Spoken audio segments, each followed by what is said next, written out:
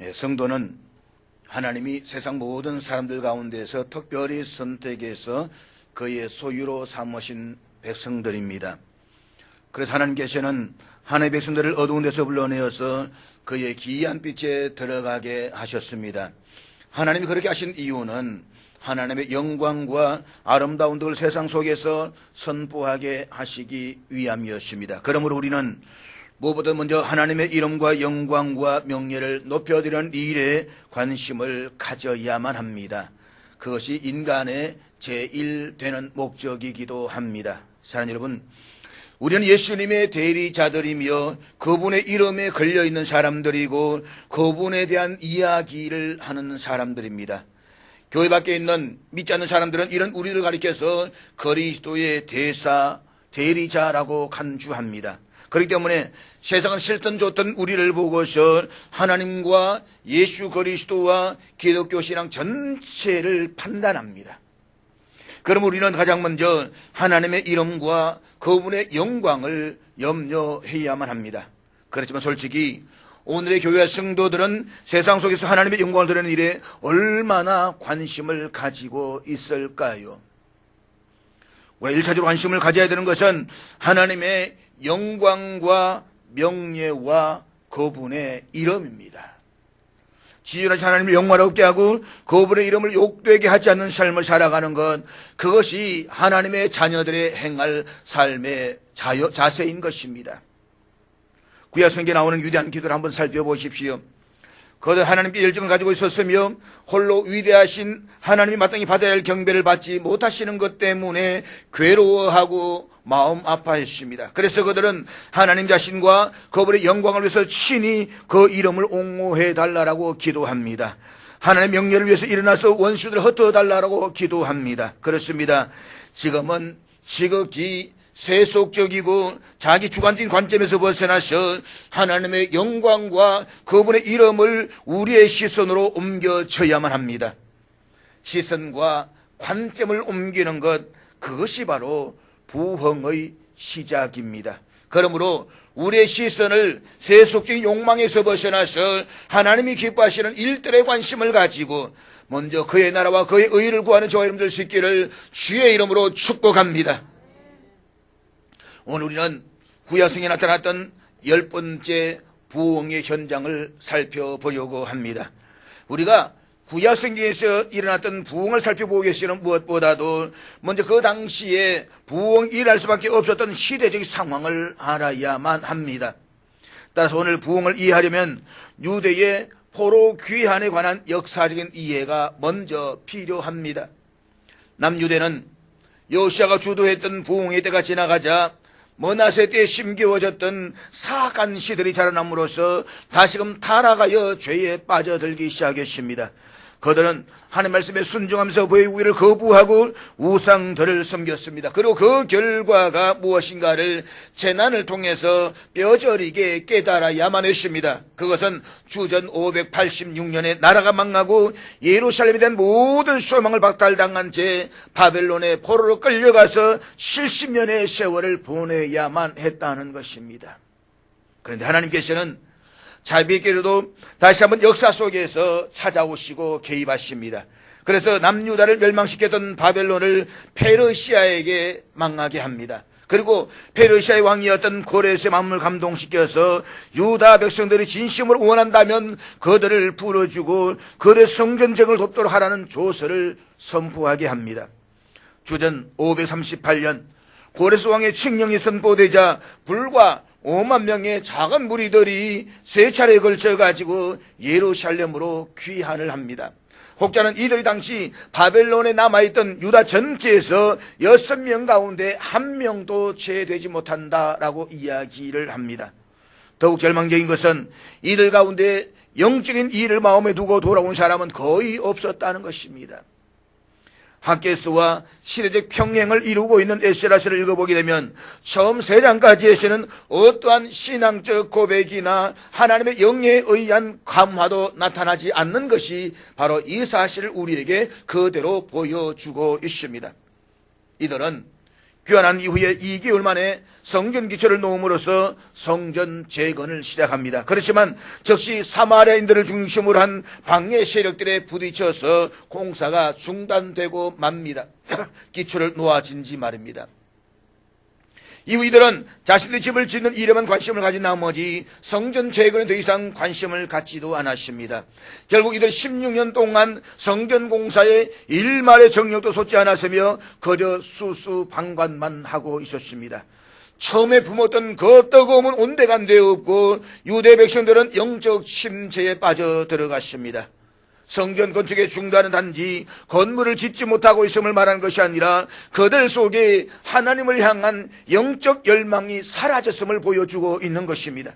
이들은 지금 어쩌면 포로 시대보다 더한 영적 위기 상황에 직면하고 있었습니다.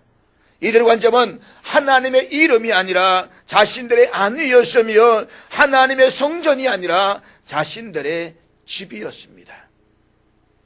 성전도 없고 예배도 없고 처음에 그 열정도 사라지고 영적인 일에 관한 관심도 없이 16년이나 흘러보내고 있는 어느 한 시점에 하나님께서는 저들의 역사 속에 개입하시기 시작합니다. 즉 소망 없는 유다 백성들에게 소망을 주시고 열정을 잃어버린 그 마음에 불을 붙이기 위해서 하나님께서는 학개와 에스라라는 두 선지자를 보내십니다. 그때가 주전 520년 6월인데 요시야 때 부흥이 있은 지 101년이 지난 시점입니다. 오늘 본문에서 학개 선지자가 영적 감성이 무뎌지고 열정도 사라진 유다 백성을 향해서 강조하고 있는 단어가 무엇이냐? 행위라는 말입니다. 행위. 이 구절의 핵심은 5절과 7절에서 반복되고 있습니다. 너희의 행위를 살필지니라. 이 말씀을 그대로 직역하면 이렇게 번역이 됩니다. 너희의 마음을 길 위에 올려놓아라.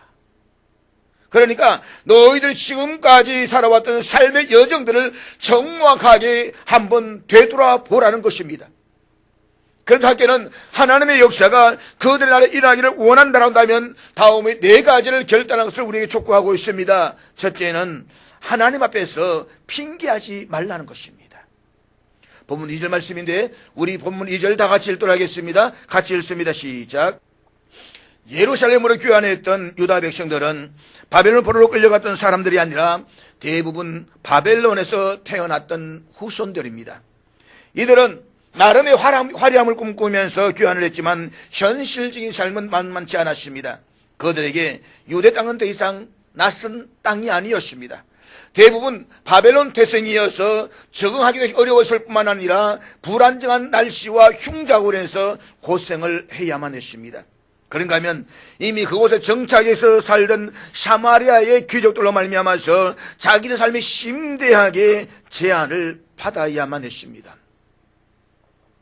이들은 살려고 발분치기에 바빠서 다른 데로 눈을 돌릴 여유가 없었습니다. 경제적으로 궁핍했고 정치적으로 희망이 보이지 않았습니다. 15년 정도 지나자 페르시아의 공에서조차도 고레스 칙령을 제대로 기억하는 사람들이 없었습니다.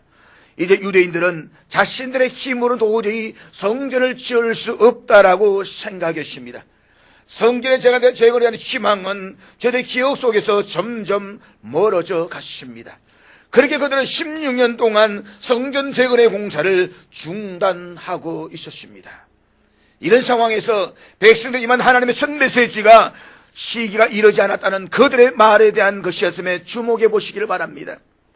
이들이 시기라는 단어를 사용하고 있는 것은 그동안 하나님의 성전을 건축하지 않았던 그들의 핑계요 변명이었습니다. 그렇지만 정확하게 말하면 이것은 하나님께서 자신들의 불리한 상황을 개선시켜주지 않으심에 대한 불평과 원망이 담겨져 있는 것입니다. 유대 백성들은 이렇게 주장하고 있었습니다. 만약 하나님께서 성전을 세우기를 원하신다라고 한다면 분명히 우리들에게 보다 나은 경제의 상황을 주셔야만 했다. 또한 그들은 이렇게 주장하고 있습니다. 우리 이제 막 포로에서 돌아왔으며 우리의 삶은 궁핍합니다. 그리고 우리는 아주 소수의 약한 사람들이며 이단 정치적으로 경제적으로 우리보다 세력이 훨씬 강한 사람들이 자리를 잡고 있으면서 우리를 억압하고 박해하고 반대하고 있습니다. 이런 상황에서 어떻게 하나님의 집이 건축되기를 기대할 수가 있으십니까? 유대 백성들은 자신들이 지금까지 여호와의 성전의 재건에 관심을 기울이지 않았던 여러 가지 핑계거리들을 제시하고 있습니다. 어차피 이들이 제시하고 있는 내용들은 지극히 실제적인 이유들이었다라고 말할 수가 있습니다. 현실적으로 포로에서 돌아왔던 그들에게 해야 할 일은 참으로 많았을 것입니다. 가족들을 위해서 집도 지어야 하고 먹고 살기 위해서 땅도 개간하고 일구어야만 합니다. 더구나가 바벨론에서 태어난 그들은 성전을 본 적도 없었기 때문에 그들에 있어서 성전의 재건은 그렇게 급한 일이 아니었습니다. 그래서 그들이 드린 이유는 아직은 여호와의 성전을 건축할 시기가 이르지 않았다라는 변명입니다. 그렇지만 하나님의 관점에서 본다면 그들이 제시하는 핑계거리는 하나님의 성전을 건축해야 하는 책임을 회피하는 변명에 지나지 않았다는 것입니다. 이 사실 우리는 본문 4절에서 확인할 수가 있는데 4절 말씀 우리 다 같이 읽도록 하겠습니다. 같이 읽습니다. 시작. 여기서 하나님께서 말씀하시는 황폐하였거늘 이라는 단어와 반벽한 집이라는 단어에 주목해 보시길 바랍니다. 황폐하였거늘이라는 단어는 가뭄으로 타버리거나 바싹 말라서 아무런 생명력을 찾아볼 수 없는, 그래서 철저하게 파괴되어서 인정마저 완전히 끊긴 상태를 의미하는 표현입니다. 반면에 반벽한 집은 빈 공간을 덮어서 가리는 행위를 뜻하는 것인데 오늘 본문에서는 지붕을 덮는 행위를 의미합니다. 갈대아 번역에서는 반벽한 집을 백향목 널판으로 입힌 집으로 번역하고 있습니다. 백향목. 지금 하나님께서는 황폐한 성전의 터와 번듯하게 백향목 널판으로 화려 지어진 이 유다 백성들의 집을 비교해서 지금 말씀하고 있는 것입니다. 유대 백성들은 여호와의 성전이 황폐한 채 방치된 상황에서 그것을 건축할 시기가 아직 이르지 않았다고 말했습니다. 그런데 동일한 시기에 그들은 지붕과 벽이 완벽하게 구비된 아름다운 새 집에서 살고 있었습니다. 그들은 자신의 육신의 일을 도모하면서 성전의 재건에 대해서는 아직은 아니라고 생각했습니다. 따라서 이것은 저들의 행태가 얼마나 불신앙적인 것인지, 얼마나 하나님을 향한 헌신과 거리가 먼 것인지를 적나라하게 보여주고 있습니다. 그러면 하나님께서는 이런 유다 백성들에 대해서 이렇게 부르십니다. 이 백성이 말하기를. 이 백성이 말하기를. 여러분, 이스라엘과 유다 백성들은 이 백성들이라고 하기보다는 내 백성들이라고 하거나 아니면 하나님의 백성들이라고 표현하면 정확합니다. 그런데 오늘 본문에서는 이 백성들이라고 말씀하십니다. 마치 하나님이 전혀 상관없는 민족을 지칭하듯이 말입니다. 이것은 하나님께 당시 포로에서 돌아왔던 유다 백성들을 경멸하듯이 대하시면서 상당한 거리감을 두고 계신다는 것을 보여주고 있는 것입니다. 성전을 건축할 시기가 이르지 않았다고 하는 저들의 변명은 핑계였습니다. 그들에게는 자기들의 집을 지을 시간과 재는 얼마든지 있었습니다. 어쩌면 이것이야말로 그들이 10년 동안이나 성전을 건축하지 않았던 유일한 이유가 아니었겠습니까?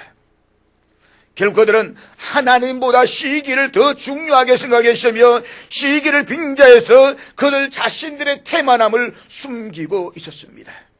그리고 그들 꾸미는 이유는 그들 자신의 게으름과 또 시간과 재물에 대한 이기적인 모습에 대한 변명에 불과했던 것입니다. 따라서 학계를 통해서 주시는 하나님의 말씀은 변명하기를 중단하라는 것입니다.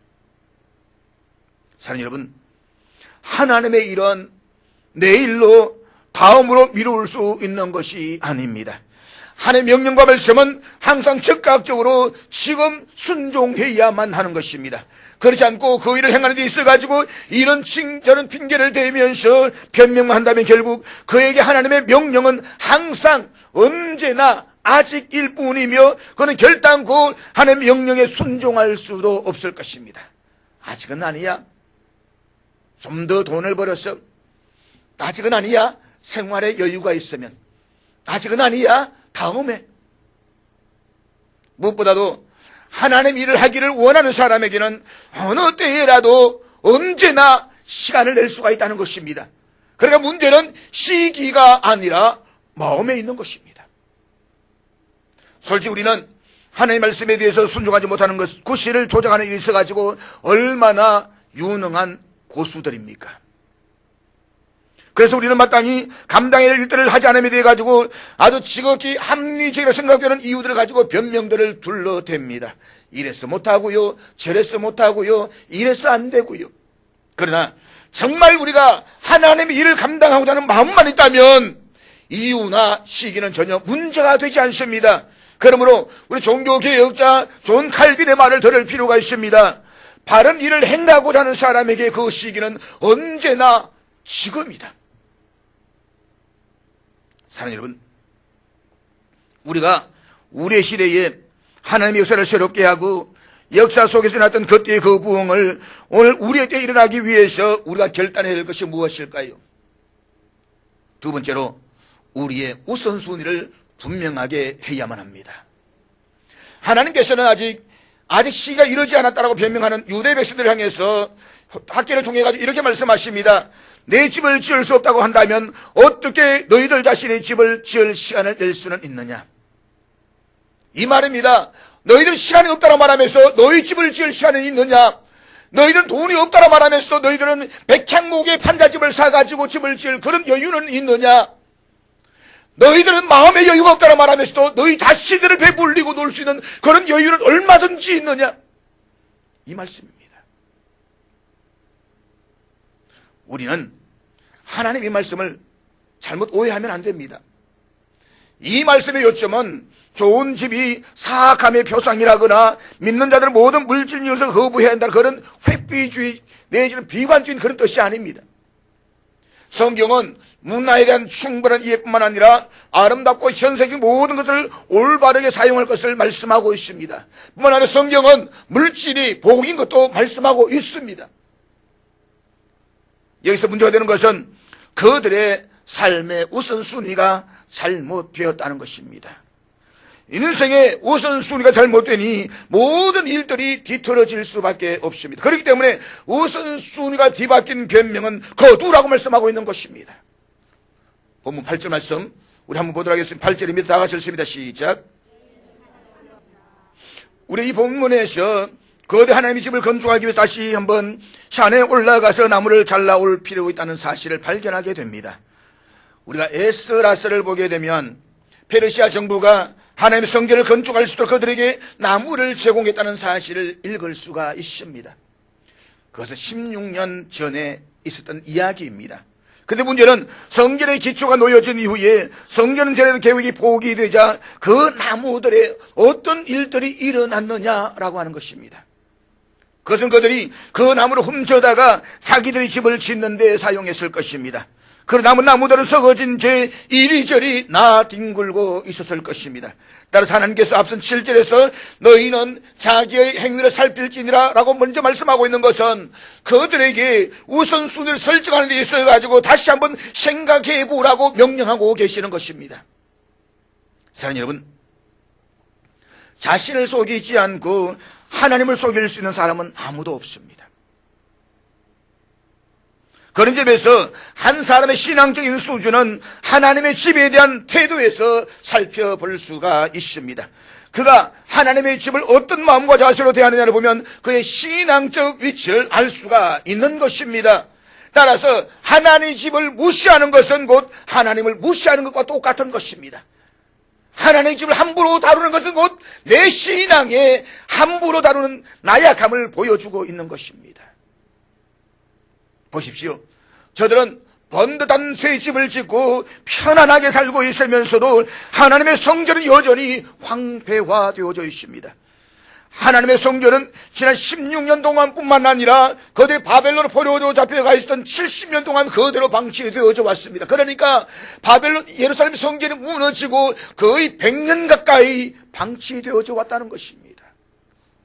하나님의 성전이 그렇게 황폐화되었다라고 하는 것은 그들에게는 치욕이었으며 불타버린 그 폐허를 지나가는 모든 사람들의 조소의 대상이었습니다. 이방인들은 폐허하연 성전을 바라보면서 하나님의 이름과 영광을 조롱하며 야유했습니다.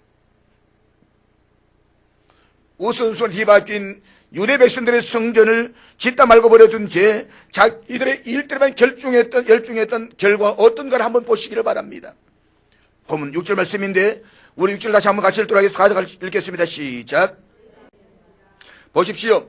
이 우선순위에 뒤바뀐 채 자기들의 집을 짓는 데만 열중했던 사람들, 자기들의 배만을 채우는 데 집중했던 사람들, 그들의 결과 어떻게 된 것입니까? 농사의 주력에서 아무리 많이 뿌려도 거둘 것이 없었습니다. 먹고 마셔도 배부르거나 만족함이 없었습니다. 지금까지 그들이 선택했던 자기 우선 정책은 완전히 실패로 돌아갔음을 삶의 현장이 여실히 증거하고 있는 것입니다. 이제 유대 백성들은 어디서 그들의 우선권이 뒤바뀌었는지를 살펴보아야만 했습니다. 부흥이 일어나게 하기 위해서 그들은 하나님의 역사를 새롭게 인식하고 무엇에 우선권을 두어야 할 것인지를 그 순서를 바르게 정해야만 했습니다.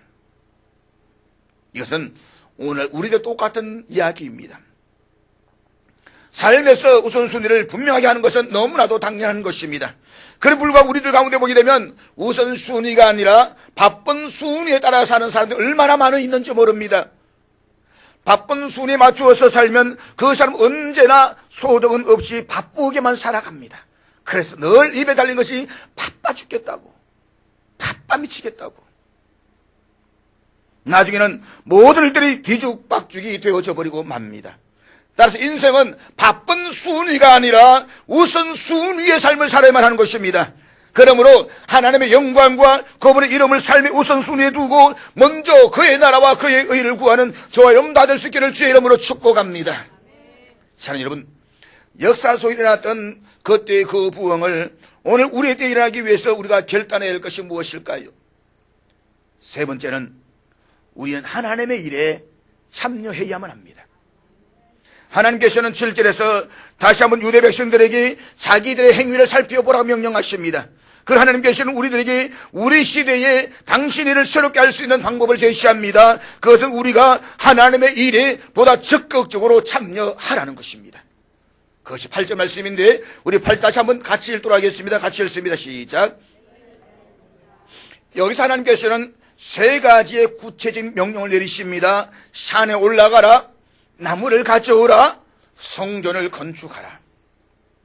그러니까 이제부터라도 하나님의 성전을 건축하기 위한 구체적인 행동을 전개하라는 것입니다.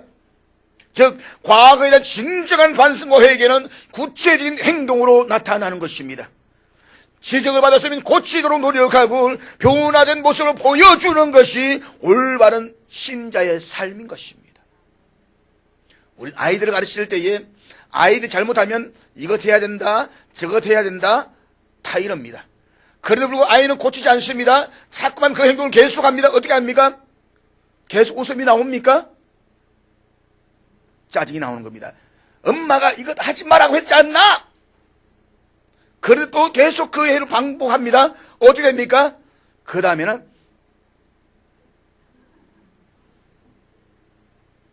그렇지 않습니까? 우리가 정말로 말씀을 들었고 그 말씀이 하나님의 말씀이고 그 말씀이 합당한 진리라고 만든다면 이제는 무언가 구체적 우리 행동의 변화가 나타나야만 합니다.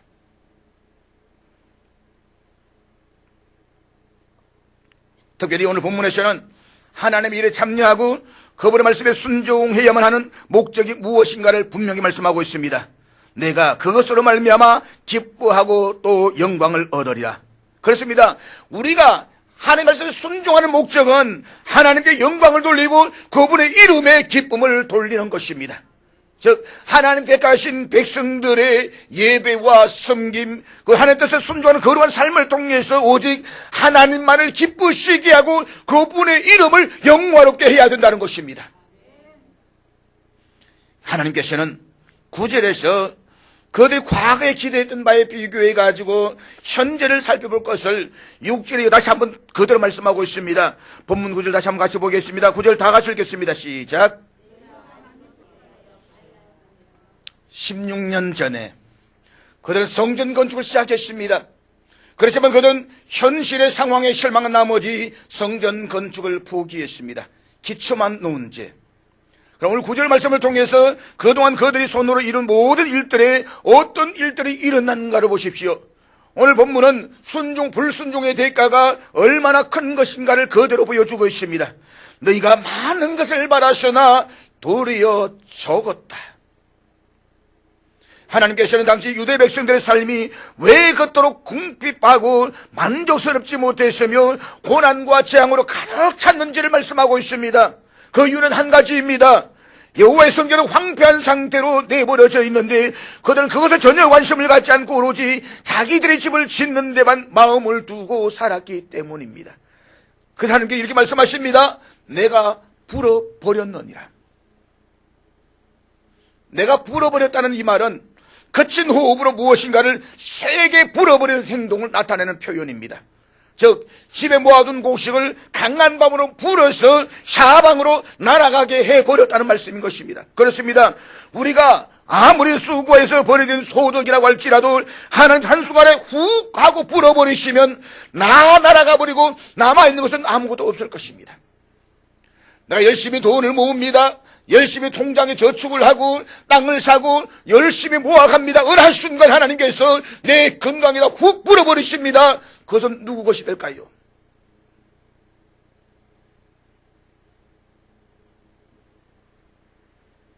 그러나 하나님께서 그의 백성들에게 재난과 저주를 내리시는 것은 보편적인 방법이 아닙니다. 그 이제 하나님께서는 우리에게 말씀하십니다. 회개하고 돌아오라고 말입니다. 그런 불과 우리가 하나님 말씀의 귀를 막고 계속해서 불순종의 길을 걸어간다면 천년을 하루같이 삼으신 하나님이시지만 결국 징계로 심판하실 수밖에 없다는 것입니다. 오늘 본문 구절은 하나님께서 스스로 문제의 원인을 질문하시고 이어서 그 대답을 제시하십니다. 당시의 유대 백성들은 하나님의 일을 뒷전에 두고 현실적인 필요에만 마음을 두고 살다가 사목한 일을 연이어 겪으면서도 그 원인이 도대체 무엇 때문인지를 깨닫지를 못하고 있었습니다. 그래서 하나님께서는 본문에서 그 이유를 분명히 말씀하십니다. 그것은 그들이 열심히 일을 하지 않았기 때문이 아닙니다. 그들이 세상을 사는 지혜가 부족했기 때문도 아닌 것입니다. 유일한 이유는 하나님의 일을 내팽개치고 자신들의 집을 짓기에만 혈안이 되어 있었기 때문입니다. 그러므로 지금 당장 유대 백성들의 요구되는 것은 하나님의 일에 참여하는 것입니다. 그리고 이것은 우리의 때가 우리가 하나님의 일에 적극 참여해야 하는 이유이기도 한 것입니다. 사는 여러분, 역사 속에 일어났던 그때의 그 부흥을 오늘 우리의 때에 일어나기 위해서 우리가 결단해야 될 것이 무엇일까요? 마지막 네 번째는 우리 하나님께서 자신의 역사를 이루어 주시도록 주시는 능력을 받아들여야만 합니다. 본문 12절 말씀 맞춰보도록 하겠습니다. 우리 12절 다 같이 읽겠습니다. 시작. 이는 그들의 하나님 여호와께서 그들을 보내셨습니다. 백성이 다 여호와를 경외하며. 어쩌면 학계의 선자를 통한 성전 재건을 촉구하는 하나님의 말씀을 들었던 유대 백성들 사이에서는 많은 논란들이 있었을 것입니다. 한쪽에서는 맞다, 그 말씀이 맞다, 순종하자. 한쪽 무슨 소리냐, 내가 먹고 살기도 바쁜데 나도 빠듯한데, 아마 수많은 논쟁들이 있었을 것입니다. 상당한 반대 여론도 있었을 것입니다. 그러나 3주가 지나면서 그들은 셔룹바벨과 여호수아와 함께 학계 선자와 하나님의 말씀을 순종하면서 성전을 재건하기로 결정합니다. 그들이 이렇게 학계의 말을 듣게 된 이유는 간단합니다. 이는 그들의 하나님 여호와께서 그를 보내셨습니다. 이 사실을 깨닫는 순간 그들은 이렇게 반응합니다. 다 여호와를 경외하며. 여호와를 경외하는 것은 살아계신 하나님에 대한 전적인 신뢰와 즐거워하는 복종의 태도를 말하는 것입니다. 사실 어쩌면 포로에서 교환했던 유대의 백성들은 상처받은 사람들입니다. 과거 찬란했던 다윗 왕조를 꿈꾸고 하나님의 성전을 회복하고자 하는 열정을 가지고 왔지만 그 앞에 펼쳐진 현실은 막막했습니다. 서서 먹고 살아가기에도 벅찼습니다. 그러나 그들이 하나님 말씀에 순종하고 성전을 건축하고자 하는 마음을 다시 모았을 때에 하나님 역시 그들에게 이렇게 말씀을 주십니다. 내가 너희와 함께 하노라. 사랑하는 여러분, 하나님께서 우리들에게 내가 너희와 함께 하노라 라고 말씀하신 이 말씀보다 더 위로가 되고 힘이 되는 말씀이 어디 있을까요? 우리 이 말씀 한마디면 다 되는 것입니다. 내가 너와 함께 하노라, 이 말씀이 다 되는 것입니다. 이 말씀이면 어떤 어려움과 고난에서도 주의 일을 감당하면서 승리할 수가 있는 것입니다. 내가 너와 함께하노라. 무엇보다 하나님께서는 우리 스스로의 힘으로 과업을 이루도록 하지 않으신다는 사실을 믿으시기를 바랍니다. 하나님 우리 곁에 함께 계시는 자신의 강력한 임재를 언제나 약속하십니다.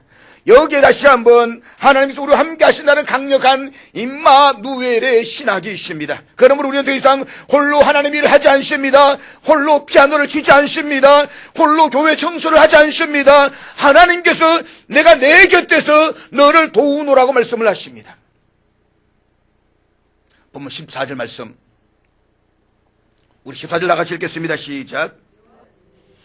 여기서 감동시키다라는 말은 사람의 마음을 휘저어서 비전을 새롭게 회복하고 새로운 힘을 얻게 한다라는 말씀입니다. 하나님께서는 그렇게 모든 사람의 마음을 감동시켜 주셨습니다. 그 결과 그들은 16년 동안 중단되었던 하나님의 성전을 다시 건축하기 시작합니다. 유대 백성들이 하나님의 성전 공사를 시작할 수 있었던 요인은 그들의 마음을 감동시키신 여호와의 능력이었습니다.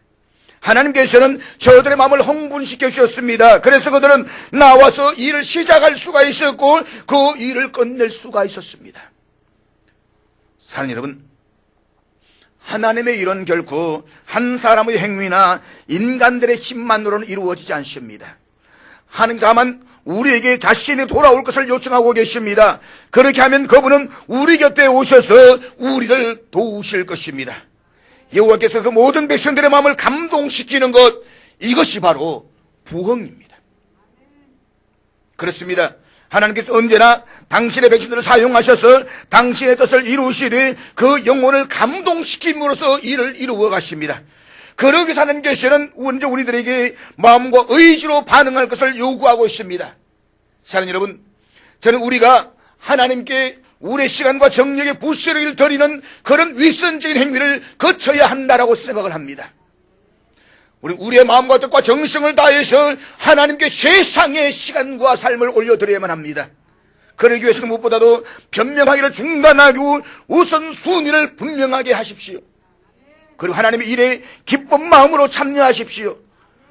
아전 우리들에게 하나님을 기쁘시게 하고 그분의 이름을 영화롭게 해드릴 수 있는 시간과 기회가 있습니다. 그러나 그것은 언제 어디까지나 현재 동안일 뿐인 것입니다. 우리는 우리의 호흡이 있는 동안에 하나님의 일을 위해서 무엇인가를 해야만 합니다. 우리가 그렇게 할 수 있는 것은 그리스도의 사랑이 우리를 구속하고 우리를 붙잡으시고 우리를 강권하시기 때문인 것입니다. 사랑하는 여러분, 우리는 하나님의 영이신 성령께서 다시 한번 그분의 백성들 가운데 위대한 부흥을 일으키시기를 원하고 계신다라고 저는 믿습니다. 그러므로 하나님께서 그때 일으켰었던 그 부흥을 오늘 이때 일어나기를 소망하십시오. 부흥이 일어나면 역사가 멈췄던 예루살렘에 생기가 넘쳐나듯이 이 땅에도 생기가 넘쳐나게 될 것입니다. 부흥이 일어나면 하나님 사람들을 인해서 이 땅의 모든 사람들이 감동을 하게 될 것입니다. 희망을 잃어버리고 주저앉아버린 백성들을 다시 일으켜 세웠던 그 놀라운 일들이 오늘 우리들에게서도 일어나게 될 것입니다. 그러므로 하나님의 강권하시는 감동으로 하나님께서 우리의 삶에 새롭게 역사하시고 우리로 하여금 이 땅에 생명의 바람이 불어오게 되기를 주의 이름으로 축복합니다. 말씀을 기억하면서 우리가 주의 일을 참여하기를 바라면서 성의 임재를 사모하면서 성찬의 예식을 갖도록 하겠습니다.